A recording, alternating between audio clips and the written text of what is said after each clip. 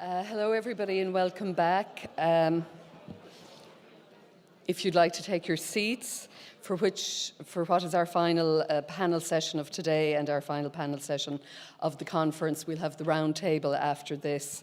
So while I'd like to welcome everybody back in here, I also want to welcome our online audience. We've just gotten a breakdown of it, so there are people from all over the world, we're delighted to say, watching the conference. We've over 1,000 people streaming at the moment, so I think it's testimony.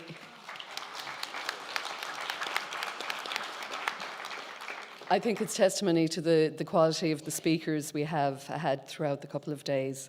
And I'm sure you're in for another great session here, and I'd like you to turn off your phones, please, or put them on silent. And please give our final Panel 6 chair, historian and author, Liz Gillis, a very warm welcome. Thank you.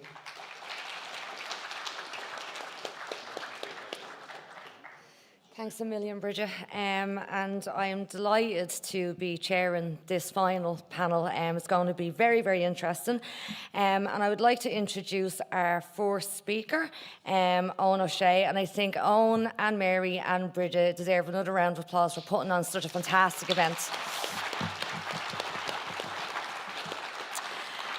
So we'll get to introduce Owen, who is from Milltown, County Kerry. He's an historian and author of several books on history and politics in his native county. A former press advisor to the Labour Party and a journalist for many years, he's the author of No Middle Path, The Civil War in Kerry, published by Merriam Press. Other books include Ballymacandie, The Story of a Kerry Ambush, an amazing book, I might add, and Heirs to the Kingdom, Kerry's Political Dynasties, and is co-author with Gordon Revington, A Century of Politics in the Kingdom, a County Kerry compendium. He was co-editor of A History of Kerry and the Easter Rising in 2016 with Bridget McAuliffe and Dr. Mary McAuliffe. He works as Media Communications and Customer Relations Officer with Kerry County Council and is an Irish Research Council-funded PhD student at University College Dublin, researching electioneering and politics in Kerry in the decade after the Civil War.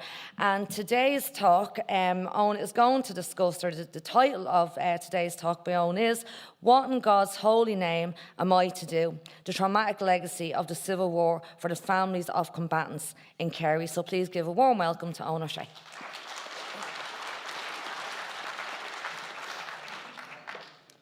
Thank you, Liz, and good afternoon, everyone. Sorry if I'm a little bit hoarse. I've been diagnosed with a condition called conferenceitis. The focus of my presentation today is on the legacy of the Civil War for the families and relatives of combatants, particularly the combatants who were killed and injured on both sides of the conflict in Kerry. My research arises from research I've been doing for the last couple of years for the book that I published recently, and also for my PhD research, which I'm undertaking at the moment with UCD. The focus is on the horrendous physical, medical, psychological and financial hardship endured by survivors and their families in the decades after the conflict. It's of course widely accepted that the Civil War in Kerry, as we know from our discussions over the weekend, was more bitter, divisive and protracted than in most other parts of the country. There was, as one IRA leader observed, no middle path. You were either on one side or the other. And it is that quote indeed from Dan Mulvihill from Castlemaine that I adopted as the title for my recently published book. While the story of the combatants and those who were killed in Kerry has been quite well documented, the impact of their deaths and injuries on their families and dependents has not been the subject of any detailed study. There we are. Thanks to the availability of the pension applications held in the Military Service Pension Collection, many of which have been published relatively recently, we can begin to develop an appreciation of this previously understated but very significant additional layer of suffering and trauma which the Civil War caused for civilians who were connected to the conflict, particularly the immense physical, psychological, emotional and financial traumas involved. I've selected a few sample cases from IRA families and Free State Army families from Kerry to introduce some of the major themes.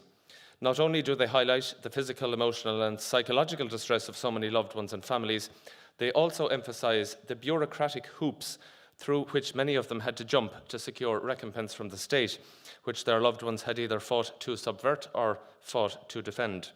And notably, as will be seen, the difficulties in securing compensation and pension payments for the bereaved was by no means confined to those who had taken up arms against the Free State in 22-23. To turn first to, To turn first to some examples of the impact on the families of the anti-treatyites, referring not only to some of the better-known tragedies, but also some of the lesser-known incidents. The killing of 8 anti-treaty IRA members at Ballyseedy on the 7th of March 1923 is perhaps the most infamous incident of the so-called terror month of the conflict in Kerry. A direct response to the killing of 5 Free State soldiers at Knocknagoshel the previous night, Ballyseedy was followed by further killings at Countess Bridge, Bahacks and Clashmilkin over the following weeks. George O'Shea, sorry, just trying to get this clicker working. There we go. George O'Shea from Kilflynn was one of those who died at Ballyseedy. His family suffered a catalogue of trauma, poor health, financial deprivation and misery in the years after his death. They had been heavily reliant on O'Shea's income as a roads worker with Kerry County Council. When his mother, Annie, applied for compensation, the payment of £150 was recommended by the Compensation Personal Injuries Committee, but it was, quote, withheld on the instructions of the Minister for Finance, Ernest Blythe. No reason for this decision appears on the file, but this was because those on the anti-treaty side were not deemed eligible for payments until many years later. But the impact of Ballyseedy manifested itself in many other ways on the O'Shea family. One of George's sisters, Molly O'Shea, was involved with Cumann. After her brother George was killed at Ballyseedy, and after she helped in recovering his remains from the scene of the massacre, according to another brother Daniel, Molly O'Shea, quote, got mental and is definitely mental since. Molly was, according to the local company of Cumann, hopelessly insane. She was admitted to Killarney Mental Hospital in 1928. Among those who wrote in support of Molly's claim was Stephen Fuller, the sole survivor of the Ballyseedy massacre, who stated that the Kilflynn IRA company, quote, deeply regret her mental incapacity, which is a sad one. We insist that she is one of those who qualify for the military service pension. The family of Patrick Buckley, also killed at Ballyseedy, was also in dire straits. A report prepared for the Ministry of Home Affairs a year after the incident and released only for the first time in 2008 indicated that his wife and 6 children were, quote, living with some friends and they have no visible means of obtaining a livelihood. It was noted that they were being supported by small subscriptions collected for the family. Separately, Tom McAllistrom, TD, implored the Minister for Defence to assist the family of John Jack Daly, another of the Ballyseedy victims. In 1935, Daly's father, Patrick, was, McAllistrom wrote, in very poor financial circumstances. He has no means whatsoever. For the families of the 4 men, sorry, that's Patrick Buckley. For the families of the 4 men who died at the hands of their Free State captors at Countess Bridge in Killarney, the process of securing pension payments was also complicated. Hannah Buckley, whose son Stephen Buckley was killed when the mine was detonated, applied for assistance. 10 years after the Civil War, her circumstances had not changed appreciably. She eventually received a payment of £112 under the 1932 Act on the basis of partial dependency on Stephen at the time of his death. He was the youngest of his family, working the family farm when all his siblings had left home. Stephen Buckley's sister Mary also applied for an award, but was told that, quote, the Minister for Finance is not of the opinion that you should be treated as a dependent of your deceased brother. The mother of Daniel Donoghue, also blown up at Countess Bridge, applied for financial support from the government. Daniel, who had 4 younger siblings, was described as, quote, the mainstay of the household and was the principal worker on the family farm, which was, quote, very poor land. As a result of his death, the family had to employ help on the farm. Bridget Donoghue was joined in her application by her son Jeremiah, who was 14 years old when his brother died. The application was delayed, they claimed, for political reasons, because, as, quote, ardent sympathisers of the irregulars, they were debarred from making a claim under previous acts. Like so many bereaved families, the only immediate financial aid received after the Civil War was £50 from the Irish White Cross, which supported families impacted by the conflicts between 1919 and 23. Willie Reardon was just 18 years old when he was shot in the legs and blown up by Free State soldiers at Bahacks near Cahersiveen. His mother Ellen relied on his income, the greater part of his wages being given to his mother each week. Another son, Peter, who lived with her, had been badly beaten in prison and was described as a complete wreck unfit for work. In 1934, Ellen felt compelled to write to Dorothy McArdle, who had published the story of Bahacks in her book Tragedies of Kerry. McArdle, pictured here in the centre, told the Minister for Defence, Frank Aiken, here on the right, that she'd received a very distressing letter from Mrs. Reardon, who was, quote, desperately poor now. McArdle wondered if the families of prisoners murdered while in custody have or will have a claim. Ellen Reardon eventually received a payment, but the money was of little solace in alleviating her poor health. She was certified by her doctor as neurasthenic, or emotionally disturbed, over the course of 20 years, and as a result was never able to resume work or to, quote, go out and follow an occupation like women of her age and time have done. The awarding of pensions and allowances to one family member and not another caused divisions and frustration, and Fionnuala referred to this in her presentation this morning.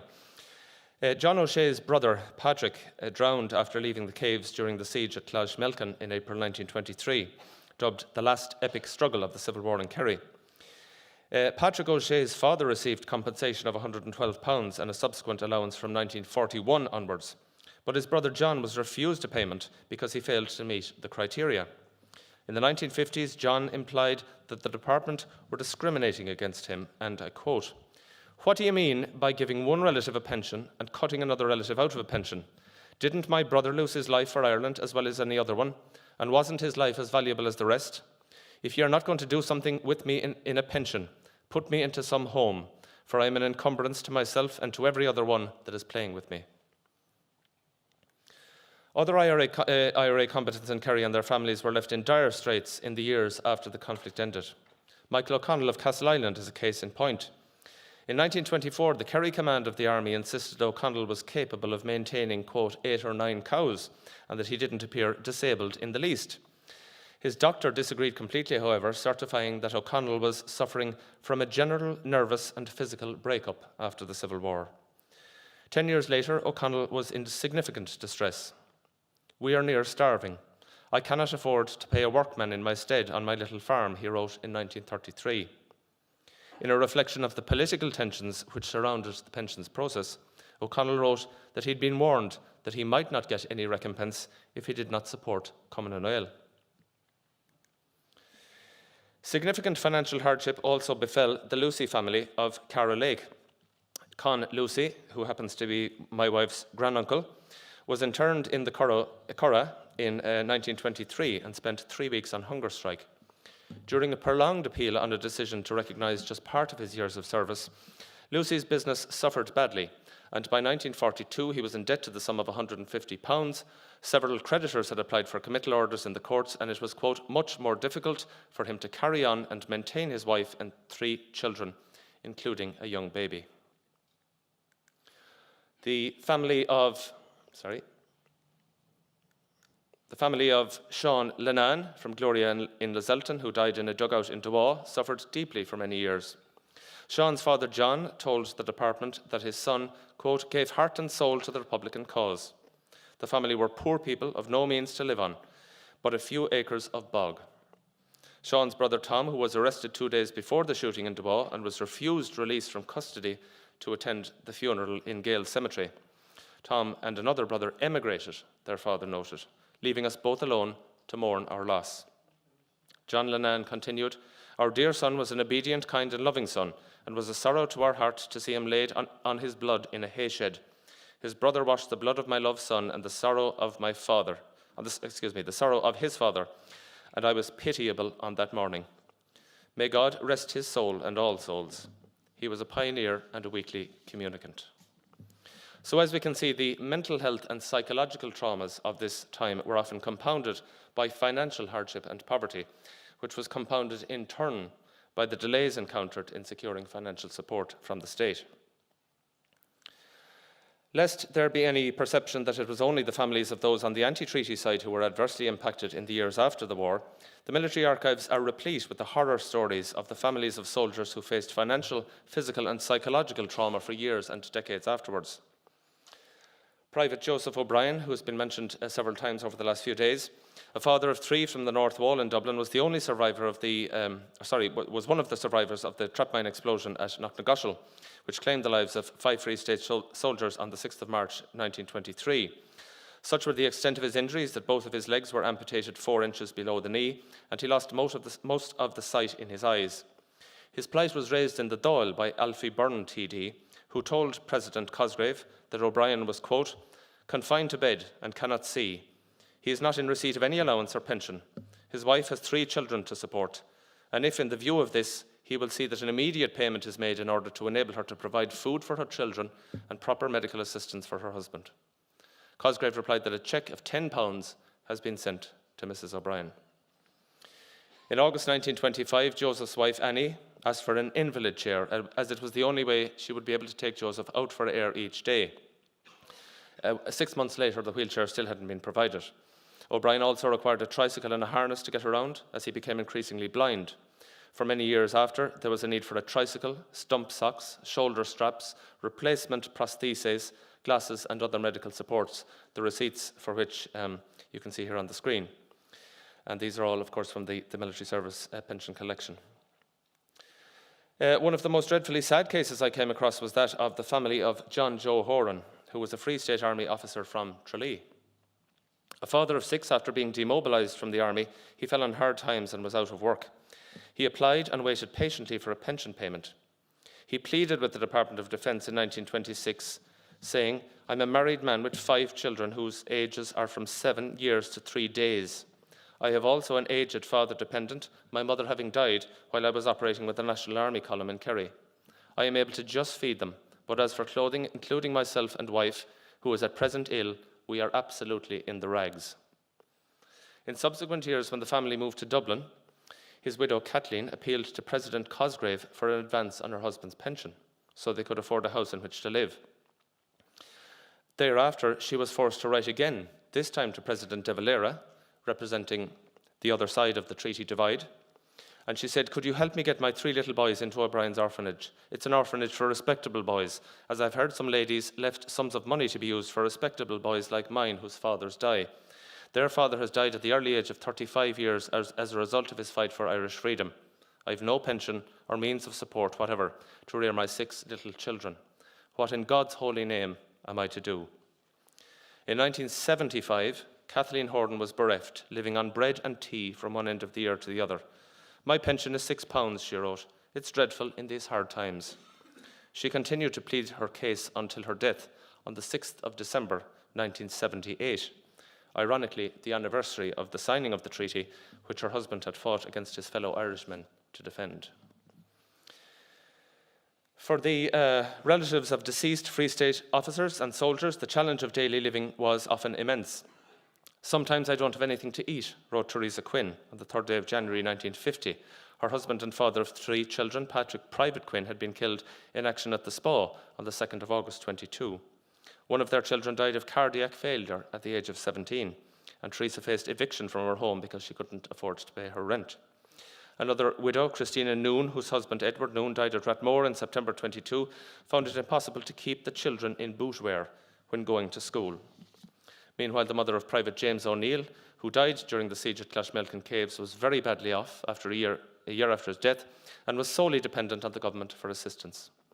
There was, therefore, no monopoly on suffering in the grim decades after the Civil War, with the families of those on both sides of the conflict being simply abandoned by the state in so many cases.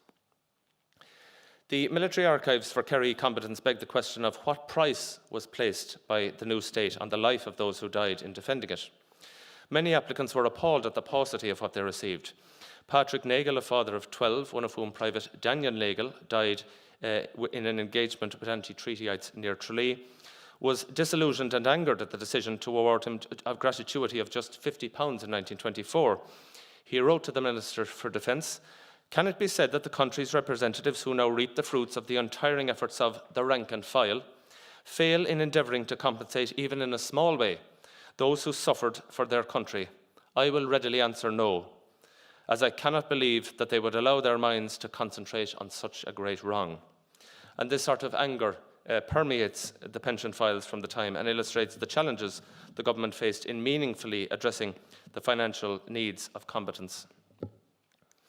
In summary, what this cursory survey of the military pensions archives reveals is that the families and loved ones of those killed and injured during the Civil War on both sides of the conflict faced not only immense suffering, hardship and a range of physical and mental health problems, they were also confronted with a bureaucratic nightmare in securing financial compensation from the state. The new Free State was a cold place for the loved ones of Republicans who had fought and died in Kerry during the Civil War, but it was also a cold place for the families of the soldiers who had fought to defend that state from the anti-treatyites. In conclusion, as we mark the centenary of this deeply distressing and divisive period in our history, it is time to consider the legacy of the conflict for the families of those left behind, who had to endure financial poverty, nervous breakdowns, intimidation, alienation, and a protracted and bureaucratic system of pensions and allowance payments. Their stories now deserve to be told and, more importantly, listened to through the words on the pages of their letters and applications. By doing that, I think we can come to meaningfully appreciate a hitherto largely unknown aspect of the appalling legacy of the fratricide of 100 years ago.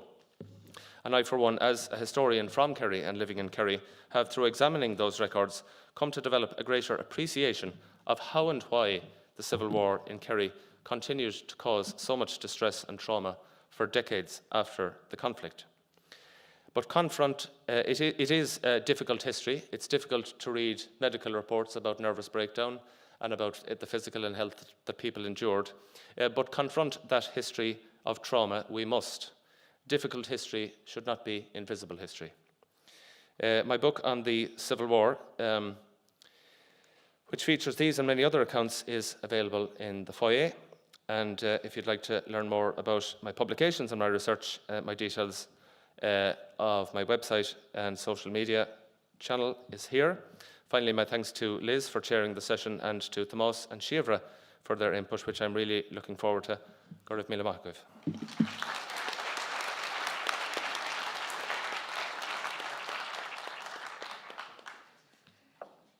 Thank you, Owen, for a wonderful and very emotive lecture to start off this panel, which is looking at the endurance of the legacy of the violence, the trauma, and you've summed it up so well in that talk that it wasn't just one side that was affected by this, the bureaucracy of the pension claims, that it was the anti-treaty side, those families that were treated horrifically. I know they were horrifically treated. Sorry, that's my alarm going off. You came in early. Owen on time.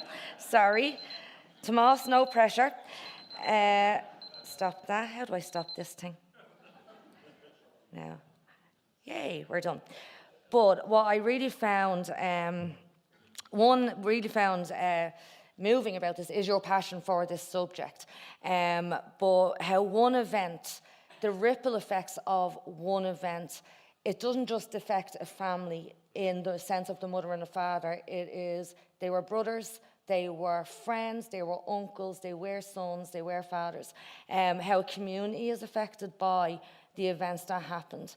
And just the trauma is magnified by the fact that the families had to prove what their loved one did.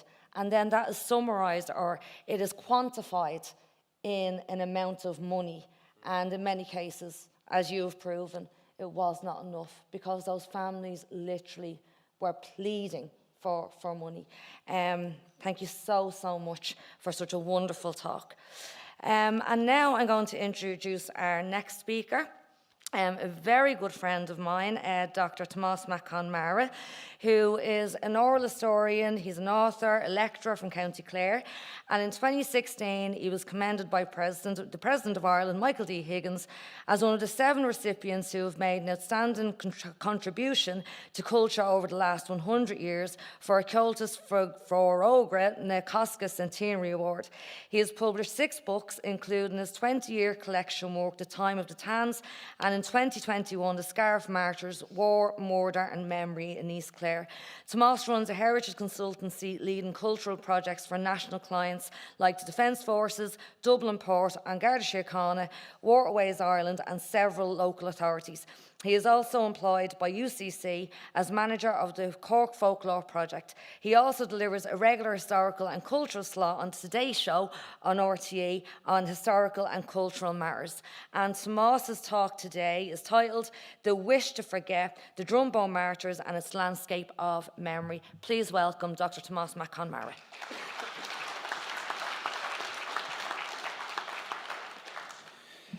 Gormila Mahagut, Liz. I know Liz all too well to try and stretch the boundaries of 20 minutes, and at the risk of those beeps, I'll certainly keep an eye on the clock, which I'm about to start right now. Look, I'm delighted to be here, and I want to congratulate Mary, Bridget and Owen on organising not only a brilliant conference, but a really important conference, and perfectly titled and perfectly themed in the context of the legacy of the Civil War, because I think the more we understand the human experience of the revolutionary period, then the more we understand the experience of it in itself. I'm here to talk about the Drumbo Martyrs and its landscape of memory. My talk is titled The Wish to Forget It, which comes from Michel de Montaigne, the French philosopher, who once stated that nothing fixes a thing so intensely in the mind as the wish to forget it. And I've encountered many times in my work as an oral historian the contention that they didn't talk about that or they wouldn't discuss that at all. But of course we do know that all of the memories are there. Always the memories endured. There may be certain people that wouldn't talk to certain people, but the memories endured. If you work hard enough, if you persist, you can find those memories. But of course too, if you find the silences, you will find an insight into memory.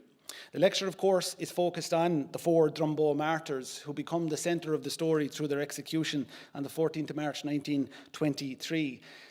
Charlie Dawley on the top left-hand side, Sean Larkin from Blaherty in South Derry on the top right, Daniel Enright and Tim Sullivan from left to right on the bottom, the 4 Drumbo martyrs. Of course, they are the centre of the story, but there are all of the peripheral impacts that are also part of their story and must be included in that story.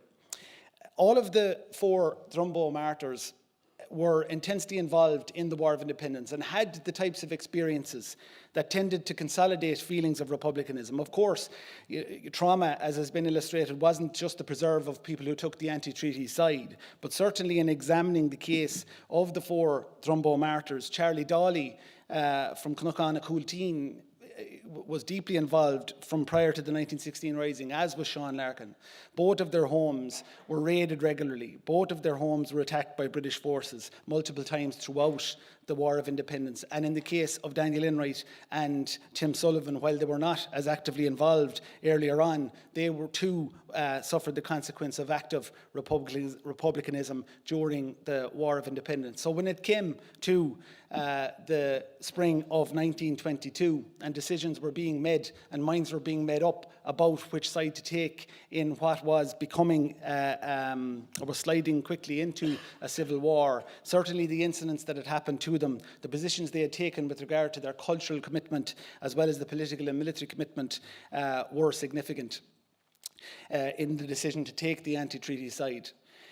In March of 1922 and in April of 1922, when both Sean Larkin and Charlie Dawley were in Dublin as part of the discussions and debates surrounding the treaty, they both took a very strong position on the position of the people in the north of Ireland. And we have to remember, and I think it must be central to the conversations we have on the Civil War and the legacy of it, the way in which the treaty, which led to debate in the south, led to the consolidation of the partition and to the effective abandonment of people in the north of Ireland. And that was felt very much by people like Sean Larkin from Blaherty himself in South Derry, but also by Charlie Dawley, because he had spent so much time in the north of Ireland with the 2nd Northern Division and had fought across East Tyrone and South Derry and across many of the 6 counties. And so could speak to the experience of the northern people as he saw it. it was very clear that he had taken the position, as had Sean Larkin, that the border was not to be recognised on the instruction of Liam Lynch, that the truce was not to be recognised up there to get inside the border wherever, whenever. And so when spring of 1922, he, Tim Sullivan, Daniel Enright and others went north to confront what they saw as the British establishment, which had been supporting attacks on nationalist communities from early in 1922. They went with a determination and a focus on that part of the country, which I think was lacking, and maybe in one sense is continuing to be lacking through the narrative. So as early as March 1922, months before the Civil War, there was a clear determination to confront the British establishment within the 6 counties, and of course to confront the increasing attacks by B specials on nationalist communities in the north of the country. Charlie Daly made the point that the Northerners must fight for their existence under whatever government is in power. He also stated quite clearly in April at the IRA convention that my area is already at war, when there was discussion on the possibility of a civil war. In early May 1922, again 2 months before the start of the Civil War, as we tend to interpret it in this part of the country, there was an intensity and an intensification of attacks across the north of Ireland, not alone in Belfast or in Derry City, but in places like East Tyrone and South Derry. On the 2nd of May, 2 weeks prior to the planned Northern Offensive, which of course had guns given to them by Liam Lynch's unit, which were replaced by the British guns, or some of the British guns given to the Free State government. The 2nd Northern Division under Sean Larkin, Sean Lehan, Charlie Daly and others, which included Tim Sullivan and Daniel Enright, went on an offensive to counter the attacks that had been made on nationalist communities. And it is remarkable for us to consider the intensity of the attacks that were taking place in South Derry and in East Tyrone at that time, including, for example, places like Balahi, Draperstown, Killisland. On the 3rd of May, you see 3 RUC officers shot dead in Ballyronan by 3 IRA men. You see on the same day, John McCracken, an old man in Dungate, is shot dead by B specials. You see on the 4th of May 1922, a bank raid in Buncrana by anti-treaty IRA forces, and as they emerge from the bank, a gunfight begins between them and Free State forces, which I believe is the first incident of a gunfight between Free State forces and anti-treaty IRA, who nominally were supposed to be cooperating at that point. Unfortunately, as is often the case, the victims of these incidents have nothing to do with the incident themselves. And when Essie Fletcher was shot in the head, 9-year-old Essie Fletcher became one of the victims of that, as too did Mary Ellen Kavanagh, who was also shot in the crossfire that followed that. Later that day in Newtown, Cunningham, an ambush or an incident took place between Free State forces and anti-treaty IRA, in which again Charlie Daly, Sean Larkin and others were involved. Edward Murray, Edward Gallagher, Daniel McGill and John McGinley, 4 Free State soldiers, were killed.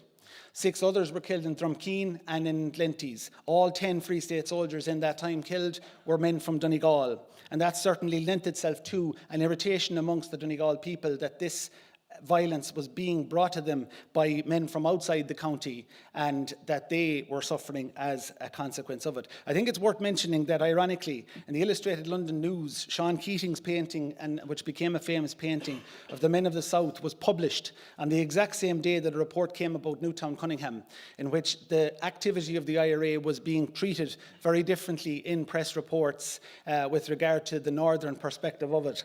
And I suppose it's ironic in one sense that you start to see maybe this romantic presentation of the IRA men of the South at the exact same time as there seems to be that pivot amongst the Republic away from the north of Ireland and IRA activity within that. On the 11th of May, in the Macone home in Ballymulderg in South Derry, B Specials break in and shoot Francis Thomas and James McCone. Francis and Thomas survive even though they're shot multiple times, and James is killed. They're looking for their brother Henry McCone. Ironically, in the aftermath of that, Sean Larkin took a group of northern men to try and find B Specials in that area where he came from himself in retribution. from their position in Donegal, and very ironically, they are now buried side by side in the Loop Cemetery.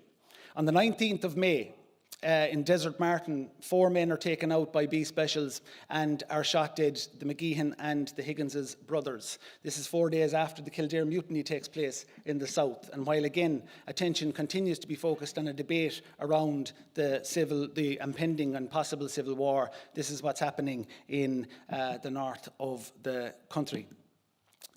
On the 28th of June, of course, as we all know, we recognise and continue to recognise the start of the conventional phase of the Civil War. But I think when we consider what had been happening in the 2 months prior to that, and in the many months prior to that, in fact, I think there is probably merit in reinterpreting when the Civil War actually began, or what was the consequences of the treaty. And there can be an exploration of that without attributing any blame for that, but we can't ignore the consequences of the decisions taken at that time.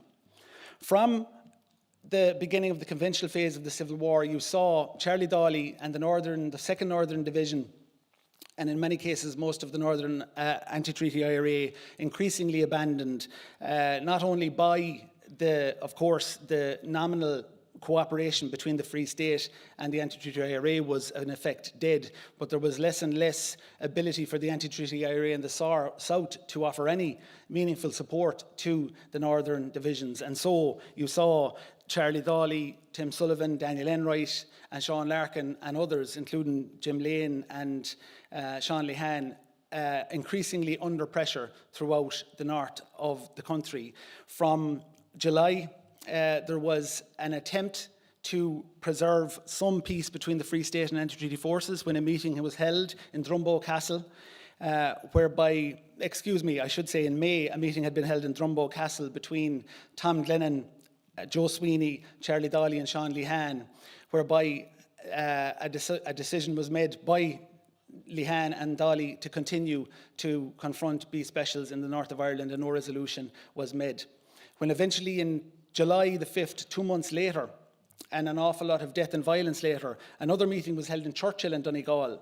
There was again another failure to come to a resolution when Tom Glennon, Joe Sweeney, Charlie Dawley, and this time Micheál O'Donoghue sat in front of each other and debated what was to be the next steps. When Tom Glennon and Joe Sweeney left Churchill in Donegal that day, a plan had been made by an anti-treaty IRA man from Tyrone to ambush them and kill them. And to the fortune of Glennon and Joe Sweeney, Charlie Dawley heard of this and intervened and had the individual who was planning it taken into captivity until they were taken safely away.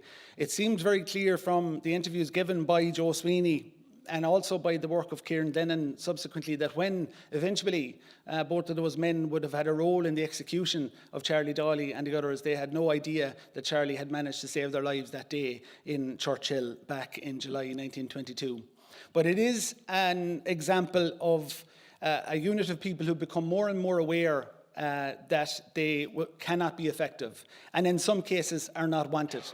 Certainly in Donegal, where they spent much of that time launching campaigns into the 6 counties, there was an increasing irritation amongst the population there who had taken a very strongly pro-treaty position. And as I mentioned, there definitely was the perception that these men from outside our county are causing trouble for our county. And when you have Free State soldiers, who the majority of them are from Donegal, who are being killed, that of course exacerbates those feelings of frustration, and understandably so, one could argue.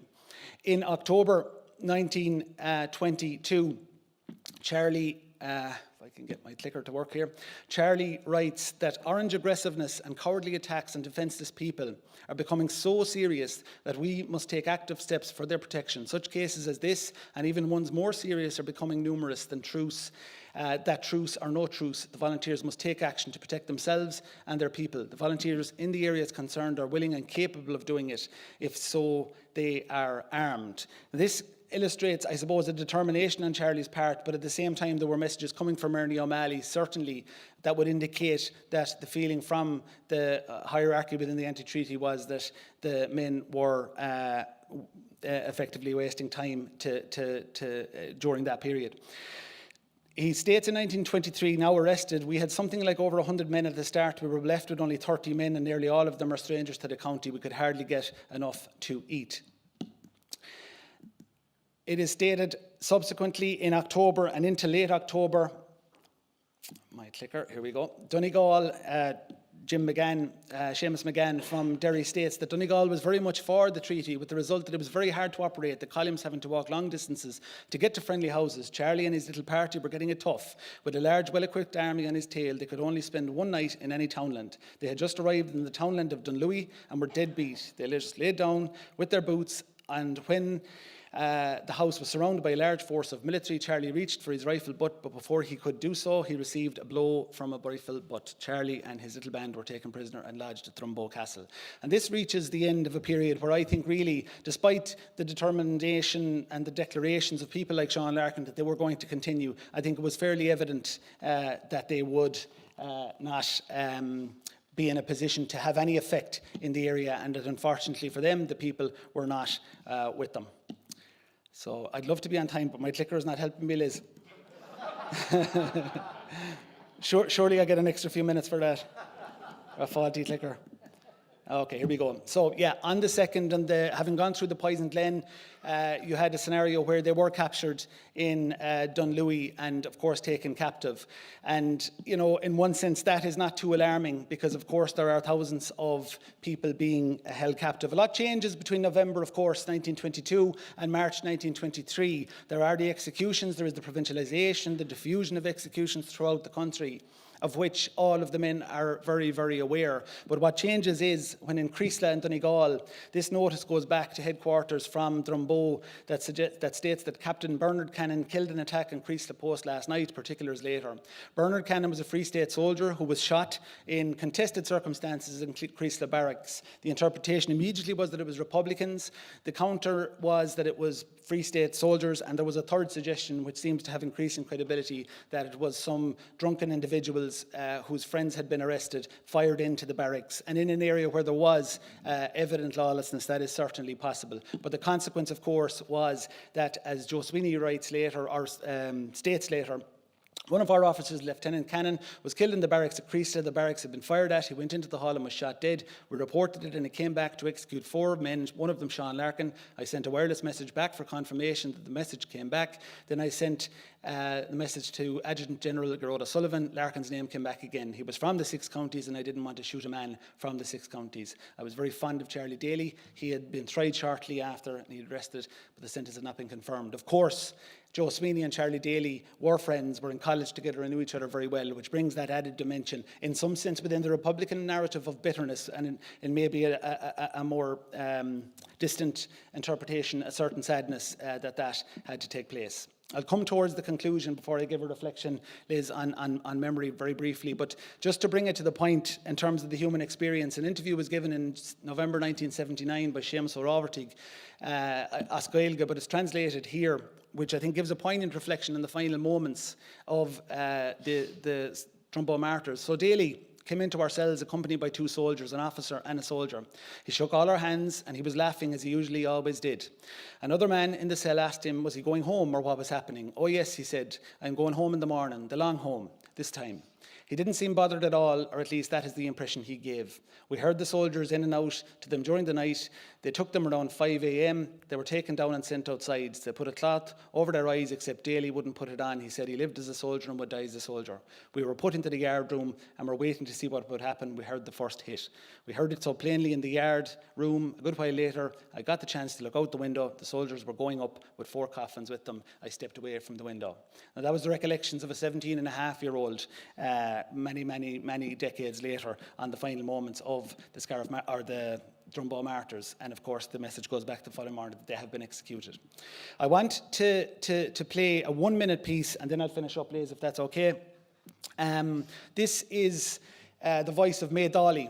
That was recorded by Unchin Macone. I was fortunate enough to work on the Unchin Macone collection of tapes from which The Survivors and The Area in the Twilight Years was produced, and I'm working on some material from that at the moment. But this is May Dolly speaking many years later, about the aftermath of Drumbo. And of course, it's the aftermath of what has been discussed in the context of Ballyseedy and so on as well, where she recalls a Free State raid. And it is a minute long, and you will have the subtitles as well, which will hopefully give you a sense of what that experience was like for 12-year-old Maid Ollie. We heard there would be a raid, and so there was. The soldiers found 11 rifles and a Lewis gun. Now that's in the Civil War, isn't it? Yes, and my mother and I spent the night, and the children were on the floor, and my father. You see, there was another thing we did. If there was danger, you let the light out of the window, but if there wasn't, you put it away to make heavy with honest. Oh, yes. Well, anyway, we had to let any lights set back because they were in the yard, they were in the front, they were firing shots all night. But anyway, my mother's, Charlie was dead then. Charlie's dead now when that happened. Yes. And she said that she actually had me praying to Charlie to save the lads. I didn't know whether they shot or not. Oh, yes. The lads of the dugout we warned them never to go. They could cross the fire, as you say, for safety. And we didn't know what they did in life or not. Yeah. Well, That my mother said that was the worst night ever on. So I think that for me the most powerful moment in that was she talks about herself as a 12-year-old girl kneeling down inside in the weeks after her brother was executed, praying to him that his anti-treaty comrades in Cunachana that night were not going to be found. So just in summary, there was a tremendous legacy associated with Drumbo, both a legacy of pride, of course, with the families, a legacy of pain that has been articulated powerfully by other speakers already. It's manifest in Nora O'Sullivan, Tim's mother, in 1938, when she's buried and the family realised that she had bought a plot right beside her son's grave, away from her own husband's grave, in order to be with her executed son. It's manifested in the Larkins wailing outside their home in Bellaharty, which alerted their neighbours to the fact that the news had returned to Bellaharty that Sean had been executed, weeks before the letters, of course, would come that gave them their last words. It's manifest in Jack Enright, Daniel's brother, who's interned as a former British soldier in Dublin, when he reads in a newspaper that his brother has been executed. And it's manifest across the efforts to remember and the contests within that remembering. And Drumbo stands as one of the contested spaces for remembering, because while it started out as a Republican commemoration in the 20s, there was an increasing enmity developed between what we would characterise as a Sinn Féin-led Republican commemoration and the Fianna Fáil attempts to occupy that space. There was also the enmity, and I'll finish with this, that existed within Donegal towards the Drumbo martyrs. It's manifest in the by-election that took place in Donegal in late 1924, when Tom Daly, Charlie's brother, was sent up to contest for Sinn Féin against Dennis McCullough. And at a meeting, a Cumann Gael election platform, one woman who had the audacity, it was stated, to not have her head covered, spoke up and said, "Are you in support of the men who executed the Drumbo martyrs?" Dr. Joe McGinley, himself a former Sinn Féin TD, shouted back that there was not enough of them executed, to the sound of applause and cheering of the constituents that were there to listen. So there was certainly a bitterness that existed in Donegal. It had existed throughout the years, but it is ironic, I suppose, that the contest really emerges across the years between different strands of republicanism to try and remember publicly and commemorate the Drumbo martyrs. The final point I'll make in the context of legacy is that I believe that the Drumbo martyr story, and particularly Sean Larkin's presence as a man of the 6 counties, is critically important to remind us that, in my view, the real consequence of the Civil War was not the enmity that existed between the opposing sides in the south of the country that fought the Civil War, as real and as vicious and as enduring as that was. But of course, if the north of Ireland and its partitioning from the rest of the country is not one of the consequences of the Civil War, I don't know what is. So I believe we have to frame our understanding and our memory and our exploration of the Civil War and its enduring legacy with the inclusion of that consequence. So I'll say Gormila Mahagwev and Tabron Ogulme Pisadena.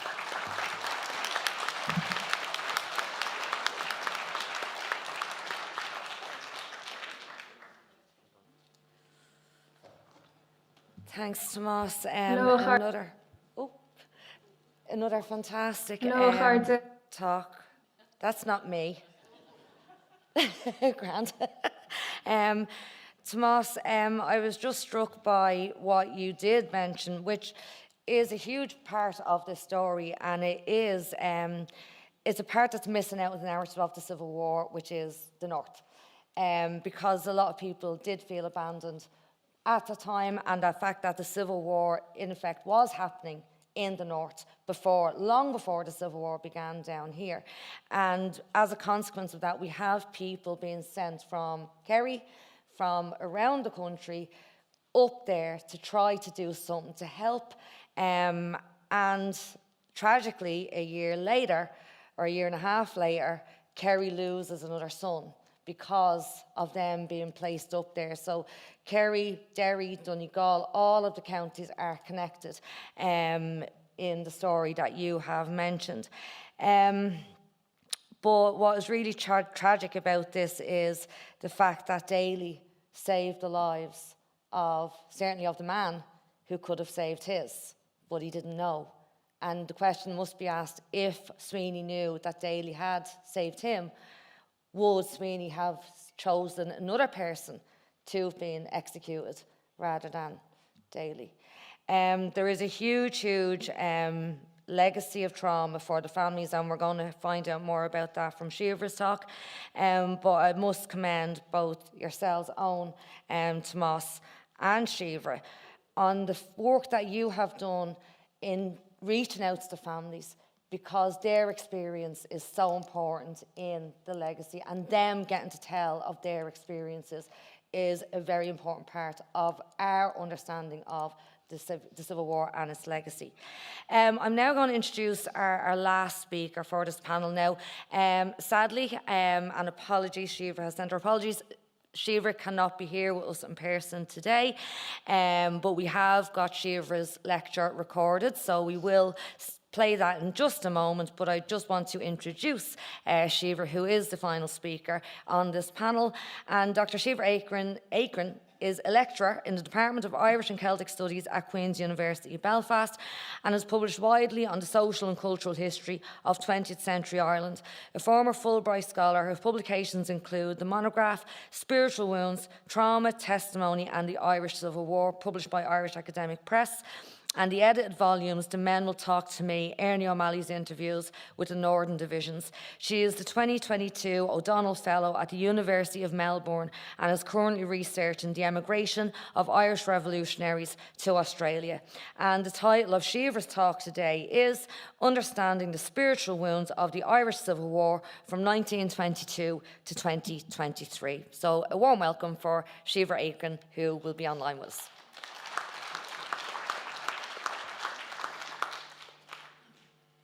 Síobhra Aiken here. I'm really sorry I can't be in Tralee in person, so I hope this video will suffice. I just want to say thanks to Owen and Mary for inviting me to be involved, and also to Liz for chairing this panel. I'm sorry I'm not there in person. So the title of this paper today is Understanding the Spiritual Wounds of the Irish Civil War, 1922 to 2023. So it's quite ambitious, I suppose. But really what I want to do is to reflect in some, I suppose, broad terms on two of the most significant keywords, I suppose, that are associated with the legacy of the Irish Civil War. And the first one is silence, and the second one is trauma. And I want to consider, I suppose, the use of these terms in considerations of the Civil War, and also how these terms might be problematic and maybe limiting in some contexts.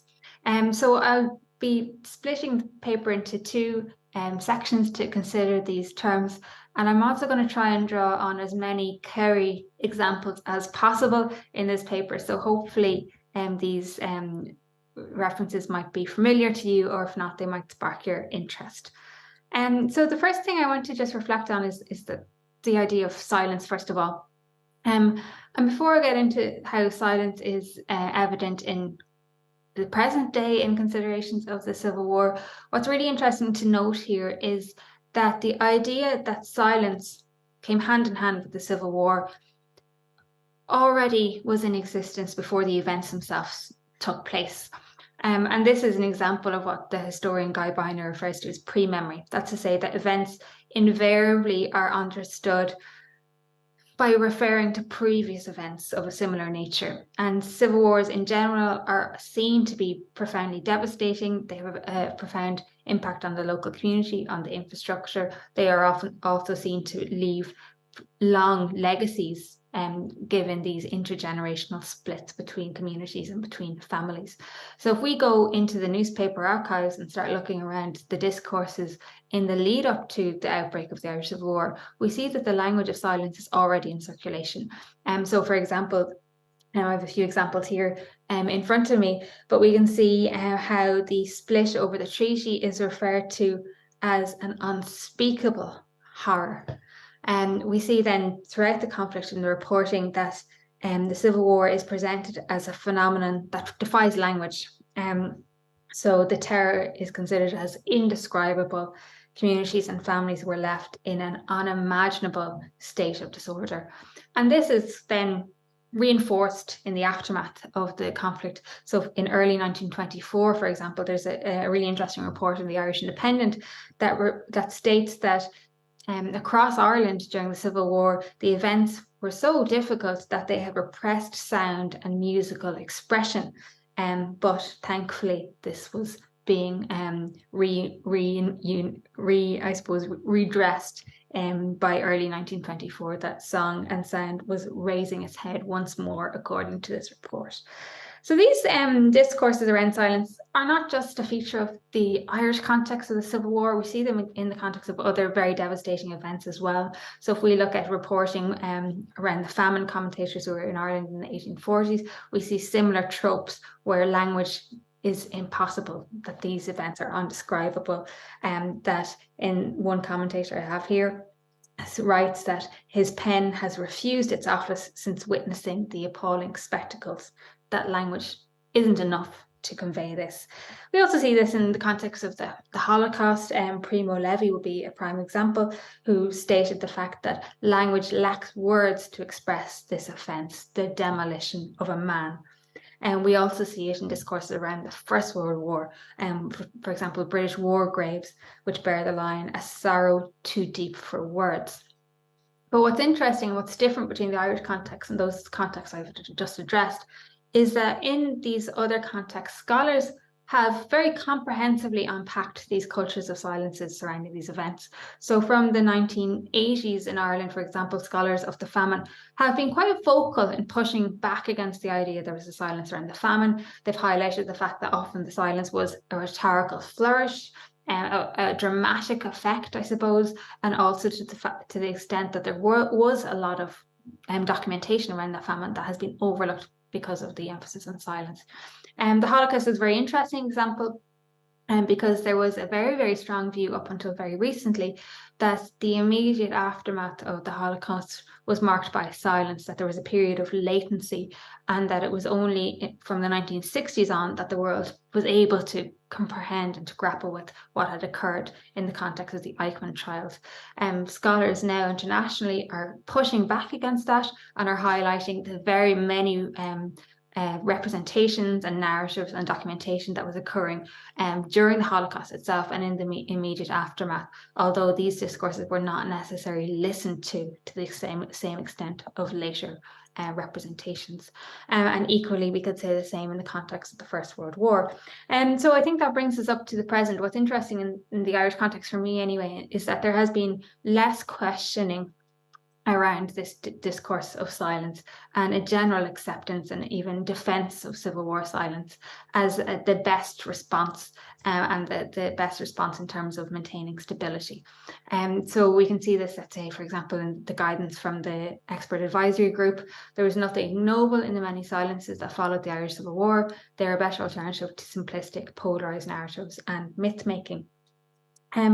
So what I'm interested in here, and I won't be able to unpack this as much as I like because there's a lot to say about this, but I just want to consider how this, what I would say maybe overemphasis on silence, effectively obscures many of the voices who oppose the silence, and even risks reducing these silence breakers to simplistic polarized narratives or myth-making narratives that they're not taken seriously. The dominance of the idea that, or the dominance of, and emphasis on the idea of silence also means that there are many examples in considerations of the Irish Civil War where there's a risk of reading into silences or a risk of maybe misconstruing evidence to support a silence when actually the same evidence could be read the opposite way as a means to consider how silence was challenged or how it was broken. And I'll come to one interesting example of that.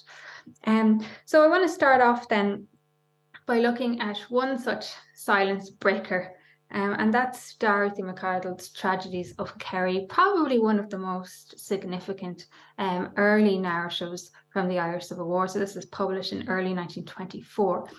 And what's interesting is that in the preface, McArdle reflects these discourses of silence that I've just referred to that were in circulation. And she writes that around Kerry in the autumn and winter of 1922 and the spring of 1923, an ominous wall of silence was drawn. This could be read as evidence of silence, but what I'm arguing is we could also read it as the opposite, in that by publishing this account in 1924, she's essentially breaking the very silence that she's proclaiming in this preface, and that she is documenting some of the worst incidences that occurred during the Civil War in Kerry, that is then published and republished again and again as in a very profound act of silence breaking and going against this general desire or even conspiracy of silence that was being promoted both at community levels and also at official levels. McArdle's account here, it's not the only early account of the Civil War, and that's what my research has been focused on the last number of years, gathering these many writings that have been overlooked, but that address the silence of the Civil War and push back against the silence of the Civil War. And these are narratives that have appeared in various different forms. So I'm particularly interested in veteran writings, so writings by participants themselves, and whether that be non-fiction, historical writing like McArdle, or fictional writing, or poetry, or plays, and oftentimes these creative genres maybe had a little bit more freedom given the general taboo associated with the Irish Civil War, and that many, particularly participants, found themselves moving towards these less conventional genres of writing and life writing as a means to address their own experiences of this difficult period. Within this corpus, there is no shortage of Kerry examples, and I'm just going to quickly reflect on a few of these, and I'll keep an eye on my time as I'm going along. But even on the side, we can see the wealth of material that's been published relating to Kerry only. And we have the remarkable play Hunger Strike by Maureen Cregan from the 1930s that really didn't have the success it should have at the time. It was seen to be controversial, dealing with the hunger strike during the Civil War from the perspective of the wives of one of the participants. We have Niall Harrington's memoirs, we have Billy Mullins, we have a play by Kathleen O'Brennan that relates to the aftermath of the Civil War in West Kerry. We have Sheila Hartnett's really remarkable short memoirs that are published in the Irish press in the 70s. We have Liam O'Flaherty's novel The Martyr, published in 1933. It was banned at the time. It's been recently republished, and so you may not have come across it before, but it is available now. But this is a novel by one of Ireland's leading novelists set in Civil War Kerry, and one that hasn't gained the recognition it deserves. And we have the Dingle Republic play, a story of the Civil War by Edward Sheehy from 1941, and this is staged in Dublin in 1941 at the height of the emergency, so going against even the idea that there was a repression of these narratives, given the climate at that time in the emergency when there was an emphasis on neutrality. We have Fergal Keane's Wounds from more recently, Sean McMahon's writings, including the novel Hulla Hull. And the other aspect of this too is it's not just on the island of Ireland where we have these discourses. The diaspora is a hugely important place for the emergence of Civil War testimony, often seen to be freer in the diasporic context as a means to testify that there was less constraints maybe on self-expression. And I've just included one example, which is Pádraig Ó HÉigearta, the Kerry man in Springfield, Massachusetts, which is one of my other projects that I'm working on. And again, there's a wealth of responses to the Civil War in these diasporic contexts. So why were these written? Billy Mullins writes that he was encouraged to write his memoirs. It should be written, it must be written, and you are the only one left to do it. So I suppose what we see here is that there's a remarkable proliferation of writings. Kerry in many ways is central to the general commemoration and imagination of the Irish Civil War, but equally we have a whole range of different genres through which the Civil War in Kerry is being processed and addressed, both by veterans and those with direct experience, but also later generations and those with less or no direct experience. And so this brings us to our question of trauma. Because I think oftentimes, and when we think of silence and trauma, silence is seen as the most valid response to trauma in a certain way, and as seen as, I suppose, evidence of the extent of trauma that an individual experienced. What I want to argue here is that there seems, from looking at this material, there seems to be a multitude of responses to traumatic experiences. That's to say that not everyone responded in the same way to the Civil War, and not everyone had the same context in which they could respond. It's important to note too that some, particularly veterans, were silent in certain contexts, but not in others, that they may have been silent with their children, but not in other contexts. They may have been much more open with their former comrades and so on. But I just thought I'd give an interesting example here, a Kerry example again, which is the O'Shea brothers you may be familiar with from the Dingula Peninsula. And we have An Seabhach, or Pádraig Ó HÉigearta, who I'm sure many of you will be familiar with his work. Jimmy wore a hike, which was published in the 1910s. I know I read it when I was a kid. I think it's republished at the moment, but very popular. And what's interesting here is these brothers were both active to various extents within the Republican movement, but Pádraig Ó HÉigearta was very vocal in the fact that these events had a impact on him, and that it was a negative impact in terms of his creative output. So this is a quote here from Fasta, one of his obituaries. Derek sé go minic gur bhuac an taine sin cabbé fé cheapadóireachta a bhí an. So he would often say that conflict of the Civil War, that it extinguished any creative impulse that he had, and that he after following the Civil War no longer wrote these humorous sketches in the same way. On the other hand, his brother doesn't seem to have had the same response. Mícheál Ó Siochrú was one of those who was actively writing about the revolutionary period, and one such example is his play Dara an Cúntais. So I suppose we have a balance here of those who felt that they could not address the period, but equally others who sought to process the experiences that they had gone through perhaps writing or telling about their experiences.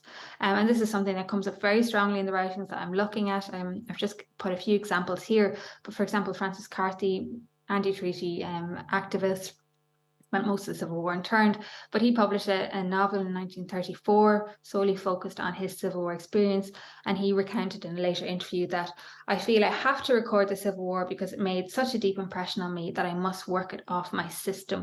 And we see similar discourses in Dorothy McArdle in her fiction that was published in 1924. One of the characters, for example, says, No, I'll get rid of it. 'Tis better for me to tell." The idea that telling was therapeutic, that this is in circulation at this time in terms of trauma. So moving on then, I want to consider another key, I suppose, Kerry example of this, and that is the example of Stephen Fuller. Because within all of this idea of telling and silence and trauma, there's also the question of audience. That's to say, who is willing to listen to these narratives. And testimony is a key genre in that context. Testimony requires a dialogue If you write a personal story or a personal memory and you put it into your drawer and it's never shared, that's not a testimony. A testimony is usually going on record and somewhat sharing that for maybe a specific purpose. But Stephen Fuller is quite interesting because I think he's already been invoked in a number of the papers. On the one hand, he is a prime example of the silence associated with the Civil War. During his political career, he was reluctant to address his own experiences, and particularly his experience as a survivor of Ballyseedy. But on the other hand, we could also see him as one of the key silence breakers of the conflict too, which I think goes back to that question of which way do we choose to read the material. He survived the mine explosion. The events would not have been known had he not lived to tell the tale. His recollections then centrally inform Dorothy McCardle's tragedies of Kerry, which then informs numerous subsequent recollections, which then lead to this outpouring of writings that we have from Kerry, whether that's Liam O'Flaherty's novel or whether that's the play The Dingle Republic. The idea too that he never spoke of the events publicly also overlooks the fact that he did give the testimony in the immediate aftermath, that this was published in Era, in these Republican underground papers that circulated widely. His statement was really well known, it was out there. He gave the statement in the direct aftermath. And then Owen O'Shea's research has also, I suppose, added a further interesting dimension to considerations of Fuller.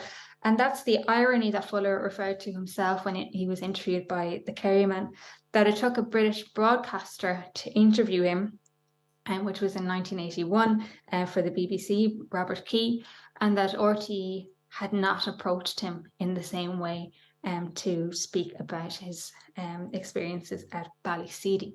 So while we might see Fuller as a prime example of that Civil War silence, we might also see him as one of the prime key silence breakers of that equally. And that brings me then to my last point. Keep an eye on time. Yeah, I'm actually okay. It's just within this evocation of silence, and on my last slide I had Fuller alongside Lemass and Cosgrove. And what we find is that in many of the examples I'm looking at anyway, in terms of how Civil War silence is supported, oftentimes it's supported by giving examples of leading male political figures who, for various reasons, repressed very difficult, oftentimes personal stories in the sake of the common good, in the sake of their political ideals, and in the sake of political stability and also stability for the country as a whole. But I think if we think of that within a gendered context, if we think of women's experiences, they don't necessarily fit that idea of honourable silence that I've identified.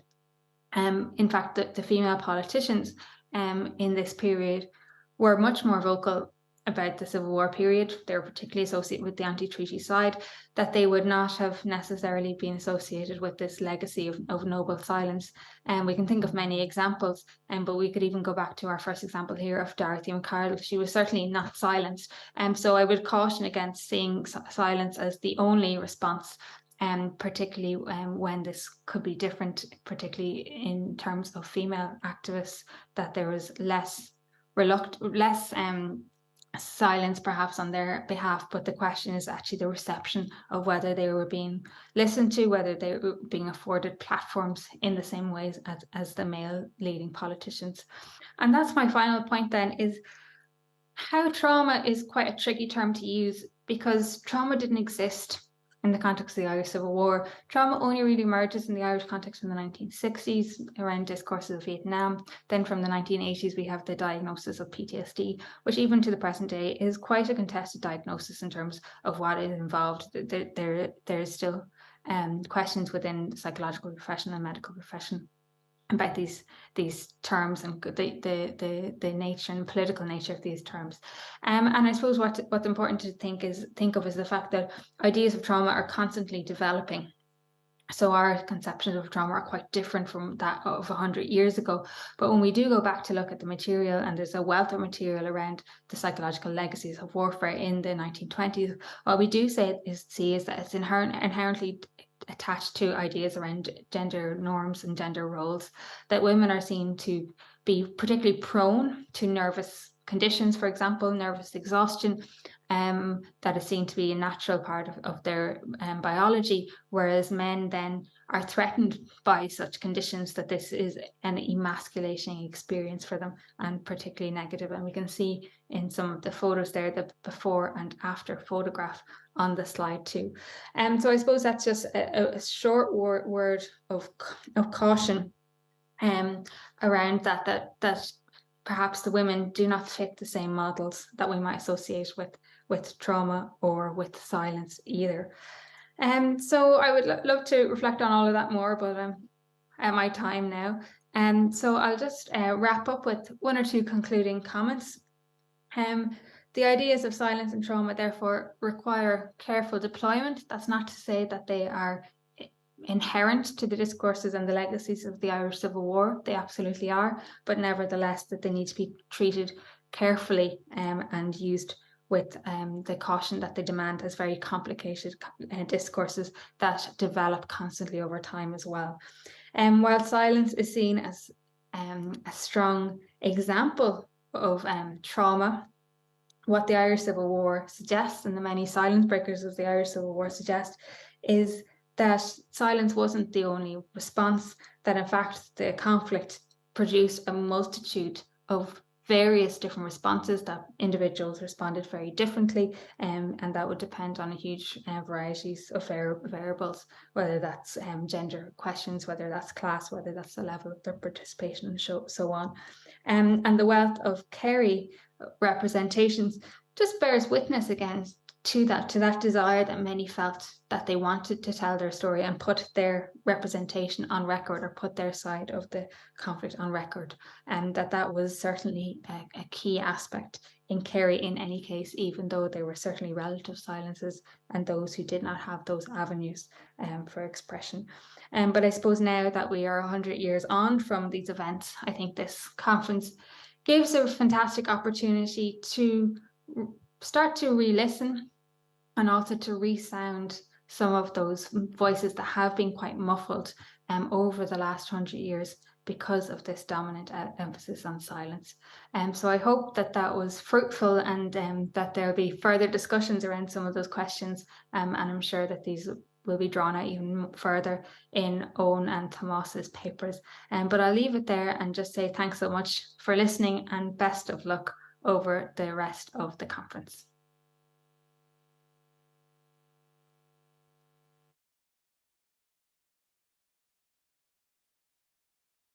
So just before we open up to the floor, that was a fascinating talk by Síobhra, in which she made some really interesting points. Some that I sort of noted is that she has challenged the perception that there was this silence, that people like Dorothy McArdle and others actually did bring the subject up. They talked about the Civil War pretty much immediately after the events took place. And anyone, I suppose I'm speaking from my own experience as a researcher, that anyone who has talked, and I suppose Tomás, Owen, you'd probably feel or come across this as well, that when you're researching a subject and you want to talk to people, they often say to you, but I've no story to tell. When actually there is a huge story to tell. So there's probably silence in that way, that they feel that their story is one that is not worth being listened to or being heard. But a really interesting point that Síobhra did make, and I've witnessed this myself, is that organisations, and we see it with the Bureau of Military History, and I've seen it with RTA, that there wasn't an interest from some organisations to record those stories. With the Bureau of Military History, the witness statements, the information they wanted was from 1913 up to 1921. The Civil War is not meant to be recorded. Thankfully, some people did talk about the Civil War in those testimonies, and in RT archives there's a wealth of material from recording 1916, the War of Independence, the 1913 lockout.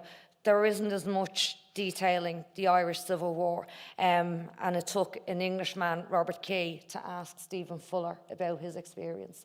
So everyone, just going to throw it out to the floor. We have How long have we got, Bridget or Mary? Tell us. Owen, tell us how long we've got, because it's I'm conscious of time. 7 minutes. 7. A little bit longer than 7 minutes, maybe 10. Okay, so if anyone, I see 2 people down here, so yourself in the third row and then yourself after. This is about the trauma.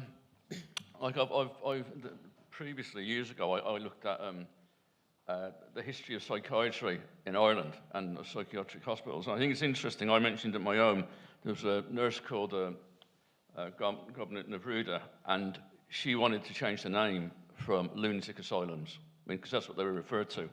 And also up in Monaghan, Padre O'Donnell, there was the what was called then the lunatic asylum. They took it over and turned it into a Soviet. I mean, they wanted to change the whole thing and turn it on its head. So there was a challenge even then. But I mean, if you look at it from then onwards in Ireland, how mental health has been treated. At one stage, we had a higher proportion of psychiatric patients in this country, in the hospitals, than even in the Soviet Union. So, and like the percentage spent on mental health now is far lower than in most other countries, about 5 to 12%. So, I mean, the question that I'm asking is, like, there's a line there that you can see that goes up to this day in the treatment of mental health in this country. I mean, the fact that we're still so low in the funding for it. And I would argue that came through in the Free State. When the Free State came into existence, we had that attitude towards mental health. I mean, if you look at women... Huh? Just forward you quickly, because the question, we're limited on time. No, sorry, that person, just at the back behind you, sorry. Oh, you, okay, yourself first and then yourself, yeah. Okay, well, at the end of the American Civil War, President Lincoln said in his last speech, compassion for everyone and malice towards none.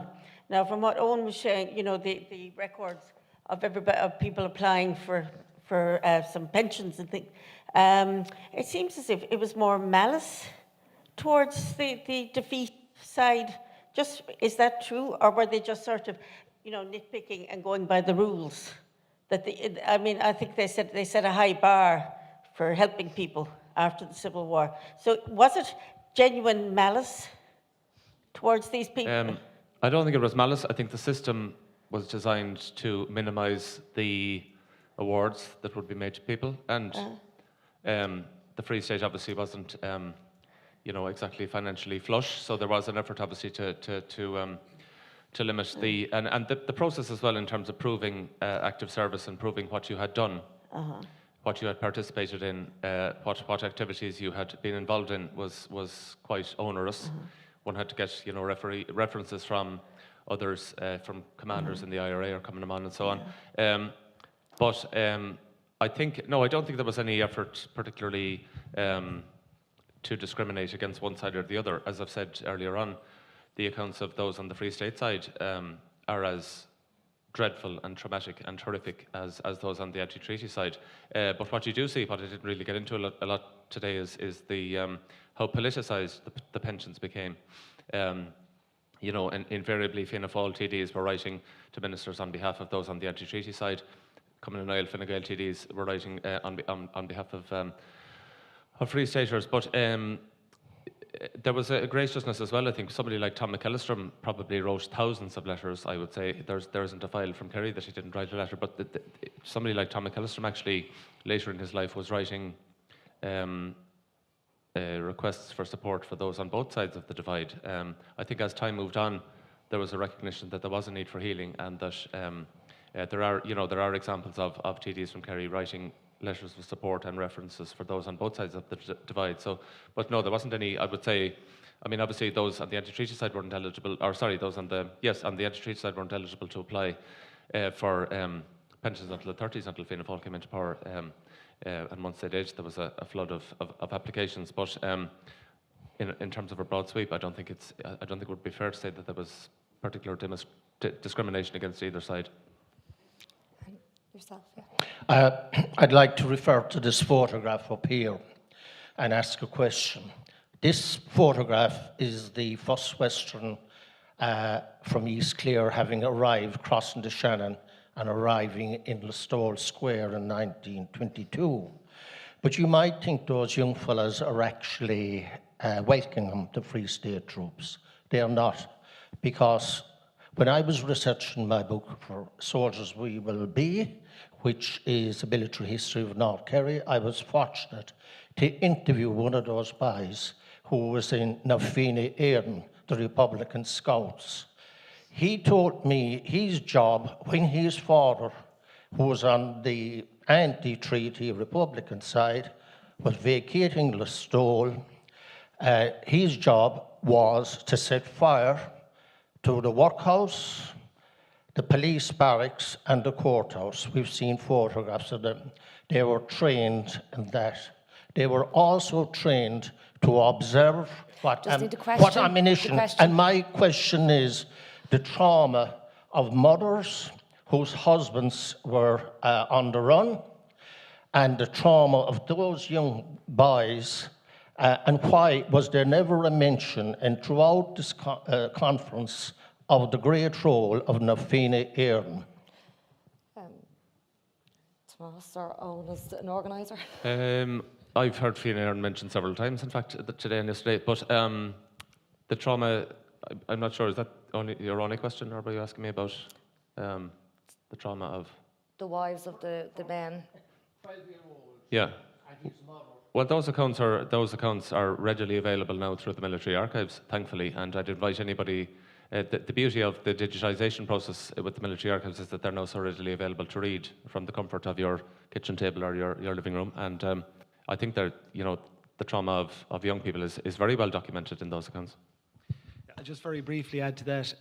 I think it's important to recognise the different organisations, of course, that participated, but of course the vast majority of people were not participants in organisations, be they passive, be they opponents, or be they involved. There were people, young and old, who were not members or would be categorised as a member of an organisation, but experienced that time and sometimes even participated in it. And I'm thinking of the sisters of the sisters and brothers of the Drumbo martyrs, many of them, whose children I spoke to were affected by that. So I think it's always important to expand the reach in terms of the people we're documenting and the people we're deferring to when we're trying to reflect that experience. But it goes beyond the named organisations that are only reflected in the types of records that are left to us. We just got time for one more question, and it's yourself. Yourself, yeah. The lady with the glasses. Third one in, yeah. No. Back. No, that lady. Yeah. Wait, which lady? There. They're here. Up. Yeah. There you go.